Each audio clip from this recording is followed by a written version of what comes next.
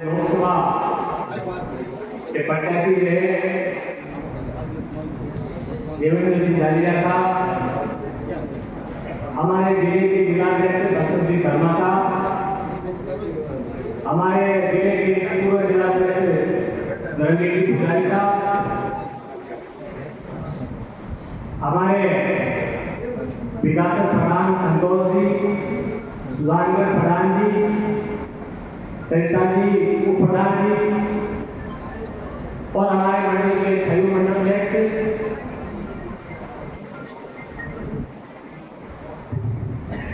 और मंच पर विराजमान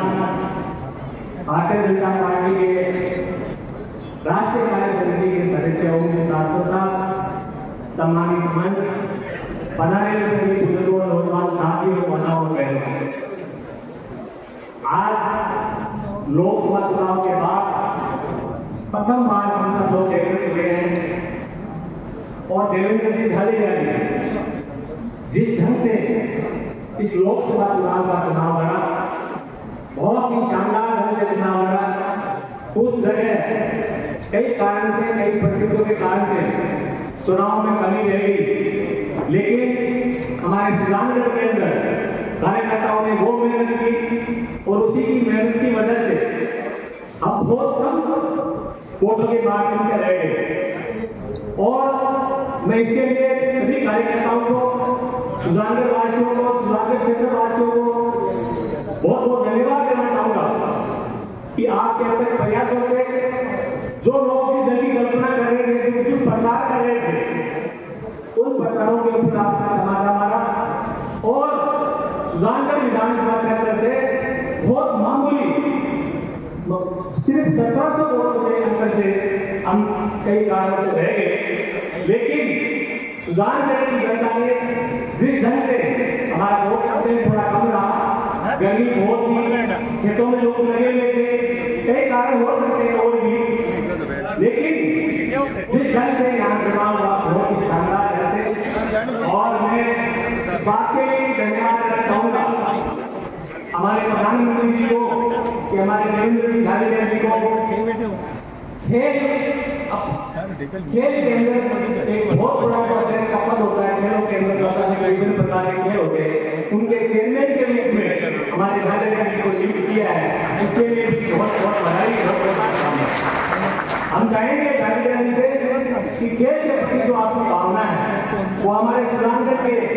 विधानसभा क्षेत्र के वासियों के लिए, बच्चों के लिए आप एक ऐसा काम करिए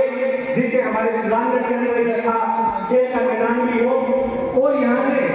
बच्चे ज्यादा से ज्यादा खेल के अंदर भाग ले और उनको मनोबल बढ़ाने के लिए आप भी समय समय पर उन खेलों के अंदर आप सहभागिता साथ में करके और उनको राष्ट्रीय स्तर पर और अंतर्राष्ट्रीय स्तर पर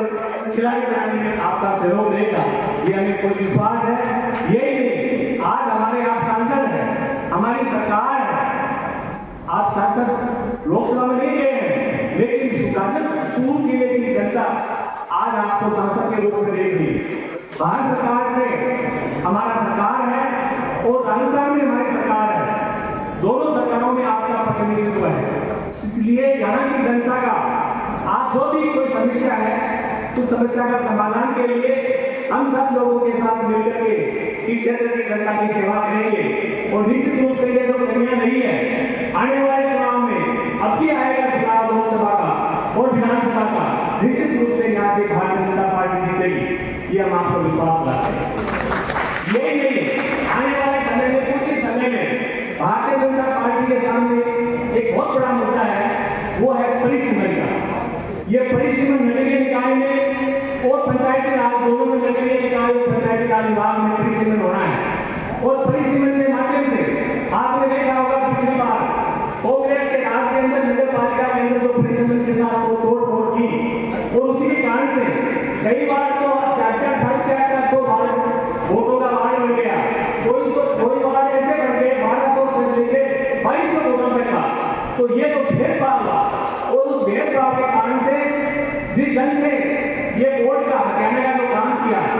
ये उसी की वजह है कि आज हम विपक्ष में बैठे हैं और कांग्रेस के लोग सभा में बैठे हैं। तो इसके लिए हमें इस बात का विशेष ध्यान देने की जरूरत है।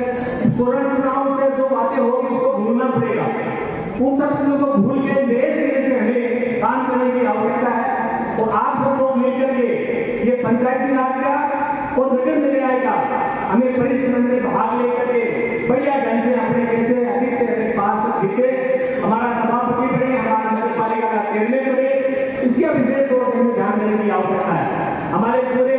पुराने भी साथी हैं जो इस बात का अनुभव रखते हैं, उनसे मेरा विशेष कहना है कि आप इसमें सहभागिता निभाएं और वार्डों का नगर में आपका पूरा सहयोग करके आने वाले चुनाव में भारतीय जनता पार्टी का दोनों प्रधान बने, दोनों हमारे सभापति और नगर पालिका अध्यक्ष बने।